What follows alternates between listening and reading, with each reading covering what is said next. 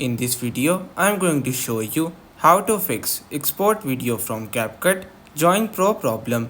So on my Capcut application, I have my timeline over here. So if I try to export it, you should see a problem that says Join Pro, then you will be able to export your video. So over here, as my resources are not installed, the export restriction is not being shown to me.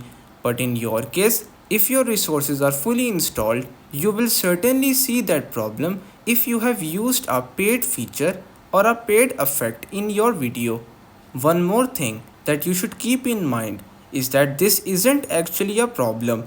CapCut obviously won't let us use their paid features for free. So to fix this issue, you have to check your timeline for features or effects that are paid and you accidentally used them in your project. So just remove that feature or that effect from your timeline and then try to export your video once again. But still, if the issue keeps persisting, you have to scroll down and make sure that the caption exporting is turned off, as this is also a pro feature. So once you make these two things sure, you should be able to export your video without any problem.